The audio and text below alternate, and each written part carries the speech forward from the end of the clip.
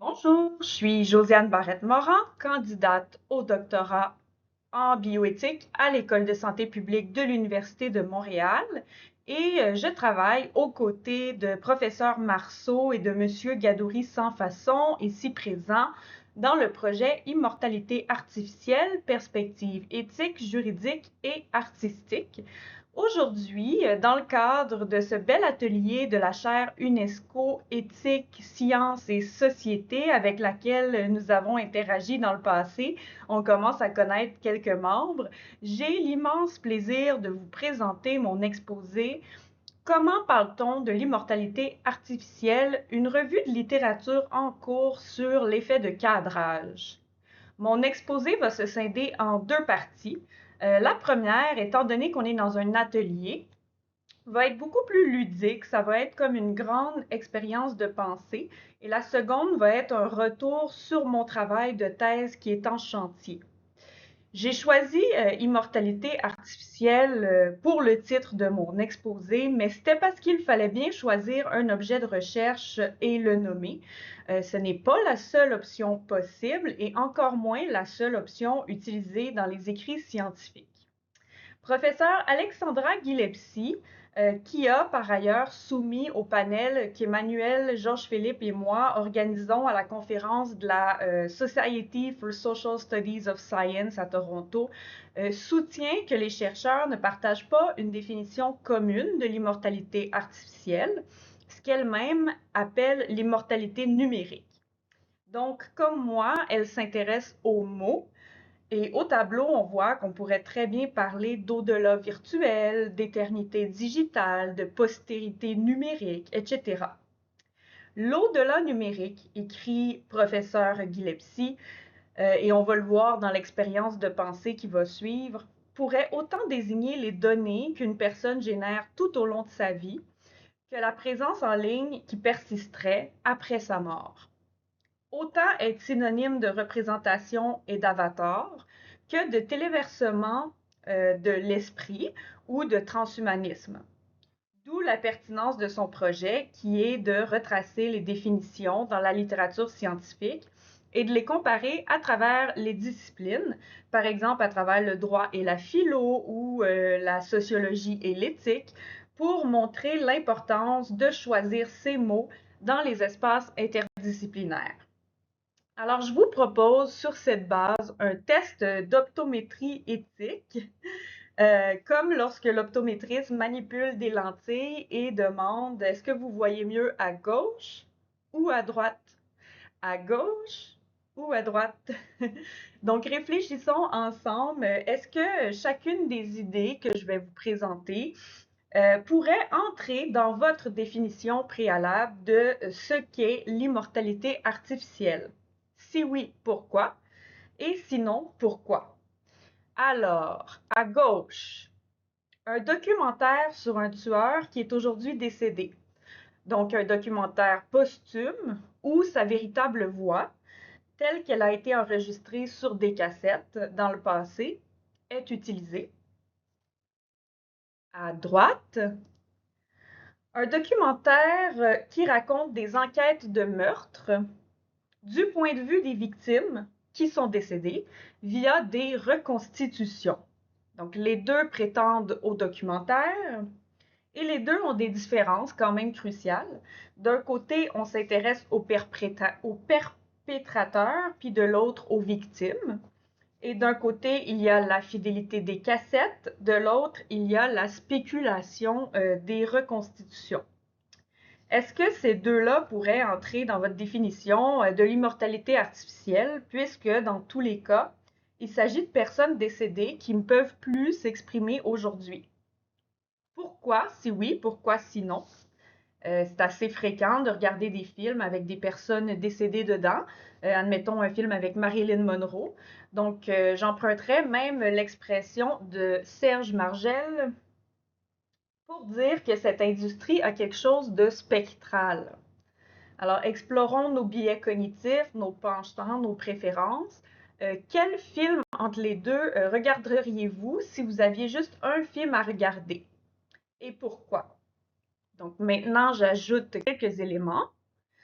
Euh, Les films présentés sur Netflix et Hulu, tels que ces deux-là, sont produits, édités et archivés sous forme de données numériques, par opposition aux pellicules des films en celluloïd qu'on connaissait à l'époque. Mais même les films à l'origine tournés sur pellicule nous arrivent au format numérisé. Peut-être est-ce que vous préféreriez parler alors d'immortalité numérique plutôt qu'artificielle si on parle de film? Je continue. À gauche, l'utilisation rituelle de photographie d'ancêtres pour vivre un deuil. À droite, la colorisation artificielle de photographie d'ancêtres aussi. Mais bon, il y a une part de spéculation parce que chaque teinte de gris peut représenter des milliers de couleurs.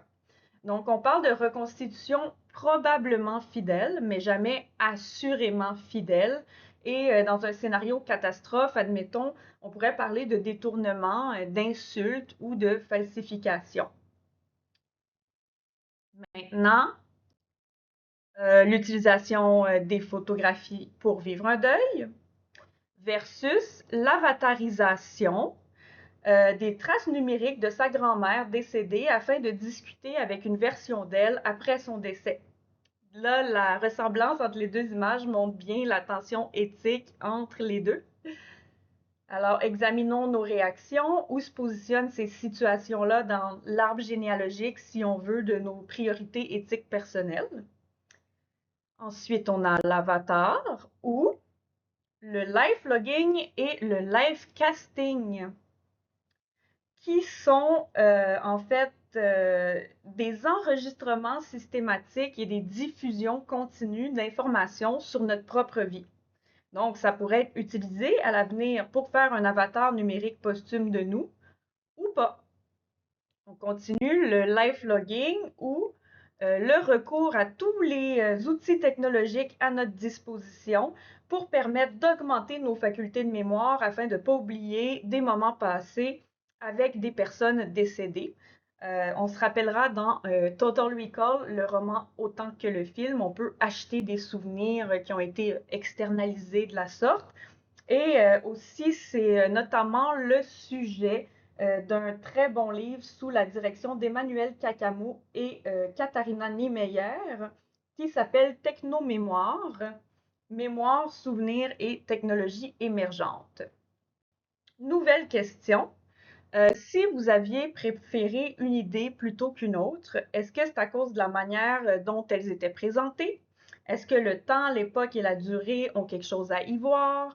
Est-ce que l'intention, la volonté, l'autonomie ont quelque chose à y voir? Est-ce que le rendu, l'esthétique et le bon goût ont quelque chose à y voir? On poursuit, on garde toutes ces questions-là en tête avec une autre série. On a un spectacle avec un hologramme de feu Tupac Shakur ou un spectacle d'Hatsune Miku. Elle, c'est un avatar 3D vocaloïde, donc elle n'a jamais été vivante. Elle a été créée de toutes pièces par la firme de technologie japonaise Krypton Future Media. Alors, à gauche, la représentation d'une personne qui a vécu et perdu la vie, et à droite, une chose qui n'a jamais vécu. À gauche, on peut penser à la vente des billets, puis se demander si ça va à la succession. Est-ce que c'était prévu? Est-ce que c'était voulu? Est-ce que ça va plutôt à des industries musicales et événementielles? À droite, maintenant, un t-shirt en vente par un particulier sur eBay où figurent les images du même Tupac Shakur avec Aaliyah. Tous les deux sont des artistes décédés. Artiste égale présomption raisonnable qu'il y a une vie publique, mais on peut penser qu'il y a une marchandisation injuste de produits dérivés à l'effigie de personnes ayant vécu. Sauf que quand on approfondit la réflexion et qu'on cherche des faits, on peut aussi se rendre compte qu'il y a toute une culture, notamment parmi les communautés afrodescendantes, caribéennes et à travers le monde, où les t-shirts mémoriels à l'effigie de personnes décédées s'intègrent dans les rituels codifiés de deuil de riches cultures comme celle du hip-hop mais aussi de quartiers entiers, d'expériences complexes, familiales, communautaires, pour rendre hommage à juste titre. Puis souvent, les gens vendent les t-shirts juste au prix des tissus, donc génèrent pas de profit supplémentaire sur la vente à moins de redistribution dans la communauté. C'est quand même quelque chose à quoi s'intéresser. Puis pour réaliser que c'est difficile de juger sans contexte, donc même lorsqu'on a des malaises immédiats, qu'ils soient en lien avec l'exploitation historique et continue, par exemple, de l'image des personnes noires ou avec la marchandisation du chagrin. Puis on dirait qu'aucune des interprétations n'est totalisante en soi. Maintenant, deux exemples d'hologrammes à l'image de personnes ayant vécu, mais cette fois à droite, le cardinal d'Aragon et Léonard de Vinci dans des espaces non pas de divertissement, mais muséaux ou d'apprentissage, pour immerger les visiteurs dans l'histoire. On voit même que la pièce de droite inclut une reproduction de la Joconde.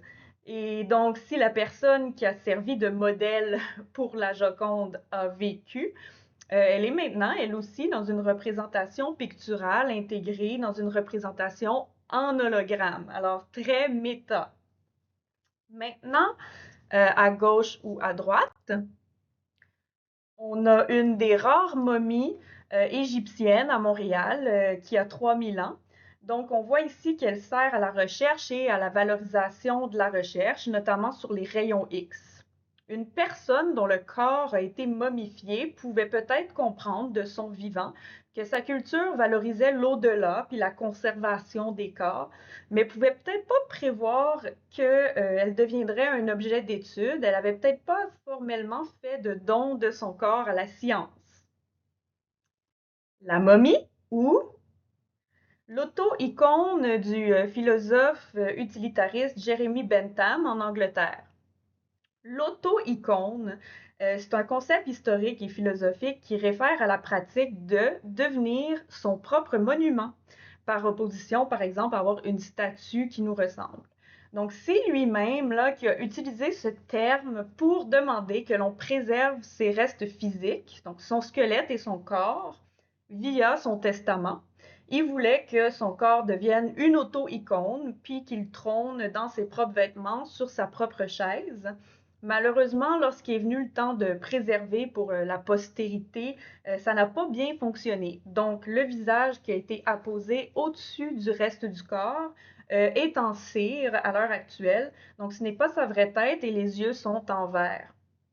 On se demande encore si toute l'affaire était à la blague pour proposer une alternative aux portraits, aux statues, au cimetière.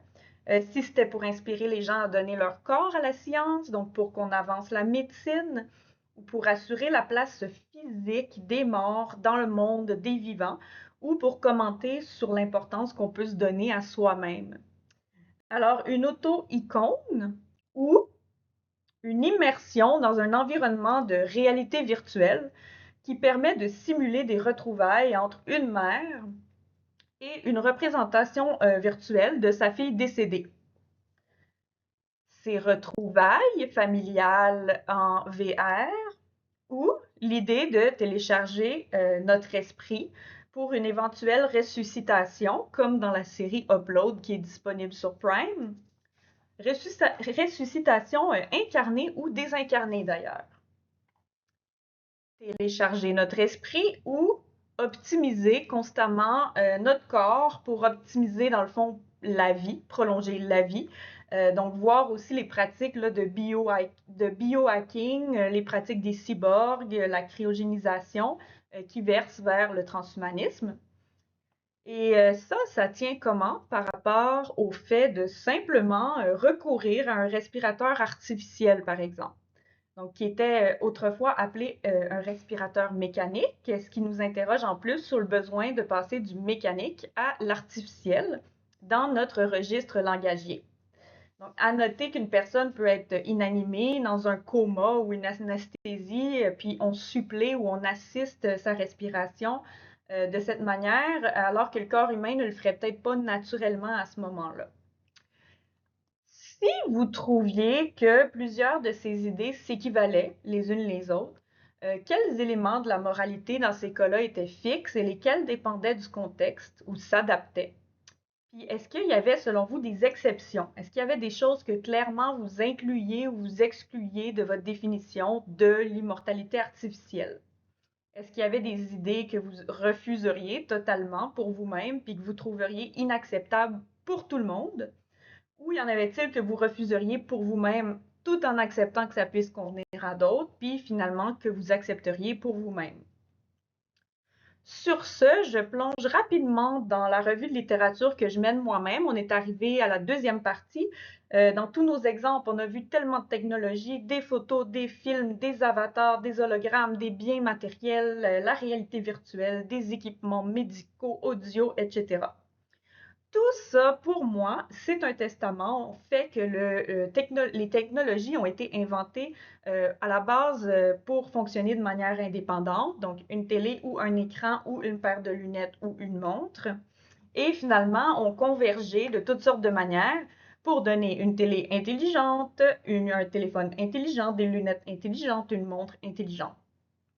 Nous, les membres de la société civile, on interagit quotidiennement avec cette industrie connectée-là. Par contre, on peut éprouver de la confusion quant aux conséquences de nos actions, puis celles des autres, quand on réalise qu'elles sont désormais hybrides, donc à la fois intra-virtuelles et extra-virtuelles. La chercheuse Catherine Cross parle d'une bande de Möbius, donc réelle quand ça convient, mais irréelle quand ça convient moins. Assez réel pour faire mal aux autres, mais juste assez irréel pour justifier ce mal. Et là, ça pose un problème. Moralement parlant, on peut se demander, ben, l'immortalité artificielle, c'est réel ou virtuel? Ou un peu des deux? Alors, pour l'éthique aussi, on peut se demander, est-ce que réel, c'est égal à vrai? Jonathan Haidt, que j'ai choisi parce que lui a écrit un best-seller que vous connaissez peut-être, et il y exemplifie très bien ceux qui séparent tout en deux. Pas forcément à cause de son expertise, mais il le fait très bien dans le livre. Le monde réel, incarné, implique l'interprétation du langage corporel, les expressions faciales, le ton de la voix. C'est synchrone en temps réel, il faut être spontané. Il y a du face-à-face, et vu que c'est ancré dans les communautés, comme des quartiers ou des classes, les individus sont motivés à réparer les relations s'il y a un conflit. Ils voient le monde virtuel en opposition comme étant désincarné, sans présence physique, reposant sur du texte, des images, des avatars. Asynchrone, on peut penser à notre réponse très longtemps avant de la fournir. On peut soigner notre image, éviter donc le flux authentique des conversations en temps réel. Incitation à la performance, à la performativité. Et il y a aussi quelque chose d'infini là-dedans puisque ça supprime les frontières géographiques. Si on lui parlait d'immortalité artificielle, peut-être qu'il transposerait son argument qui est ici sur l'enfance et qui dirait que de s'appuyer sur le monde virtuel pour vivre un deuil priverait gravement les humains de l'expérience nécessaire de leur finitude. Mais il y a d'autres façons moins dichotomiques de voir les choses. L'idée d'un inframonde nous vient d'une dramaturge, Jennifer Haley, qui veut dire un monde sous un monde. La metteur en scène, Catherine Vidal, lorsqu'on a eu la pièce à Montréal, a installé une balançoire sur scène, qui est une image très puissante de porosité.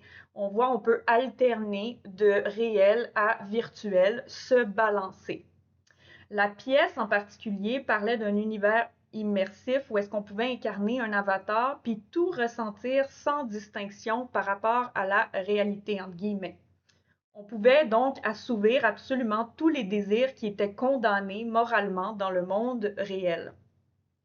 Là, le personnage du détective est un peu un détective de l'éthique tout le long et il enquête et puis il pose la question, est-ce que ça compte quand c'est virtuel, même si c'est moralement douteux? Donc, de fait, c'est sûr que cette virtualité nous questionne. Est-ce qu'on est responsable de gestes qu'on pose en rêve? Hein? La célèbre question d'Augustin puis de Descartes devient est-ce qu'on est responsable des gestes qu'on pose en ligne? En gros, avec ma revue de littérature, j'ai recensé et taxonomisé donc les alternatives langagières qui était proposé à réel versus virtuel. La première catégorie de registre langagier, c'est ce qu'on perçoit. L'état de fait d'abord. Donc, ceci est de la réalité virtuelle. La maman retrouve sa fille décédée grâce à un casque de VR. Mais là, des phrases comme ça dit ces choses existent, voici comment elles sont, ou voici ce qui est arrivé. Ensuite, en deuxième, on a le langage qui parle du dispositif d'abord et qui qualifie ses fonctions en tant qu'outil. C'est un peu comme un appendice à l'humain et là, ça nous dit voici pourquoi a été inventée cette technologie. Par exemple, si je parle de tech à porter, ben, ça nous dit ceci a été inventé pour être porté. Troisième catégorie, les personnes, leurs expériences et leur façon d'être. On en a vu plein dans l'exercice des personnes, donc des victimes, des tueurs, des personnes décédées, des personnes vivantes, endeuillées, des mineurs, des adultes, des apprenants, des artistes, des commerçants, etc. Là, ça nous dit, voici chez qui se ressent la convergence technologique.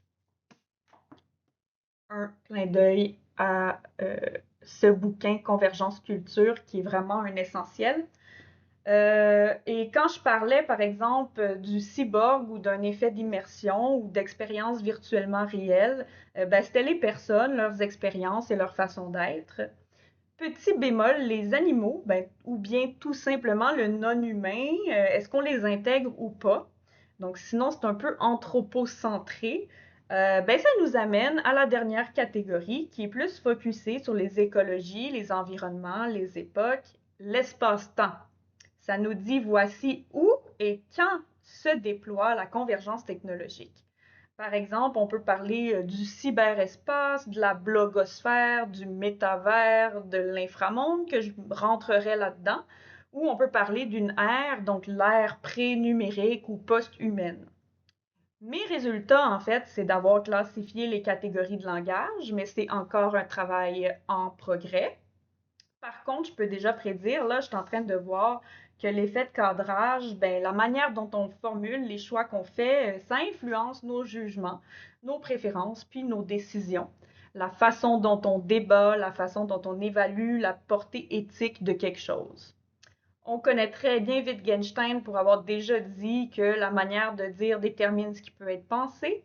Donc, la portée éthique ici, c'est qu'on est responsable de la formulation de nos énoncés parce qu'ils vont bientôt structurer nos réalités sociales. Michel Foucault, de son côté, avec ses régimes de vérité, dit le langage dit ce qui est visible, dissible et pensable. Donc, le cadrage va devenir un instrument de pouvoir, comme presque tout chez Foucault, et on peut alors exclure ou même manipuler à partir de ça.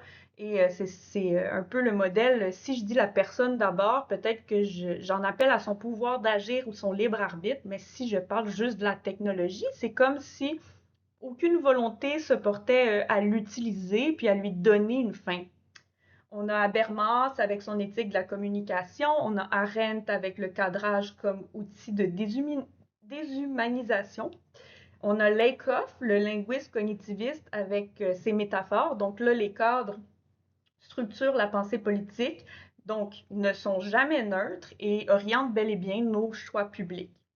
On est tous ici des citoyens, on forme une communauté de locuteurs ensemble en plus, donc il faut prendre en considération que l'effet de cadrage, c'est un enjeu éthique majeur en lui-même.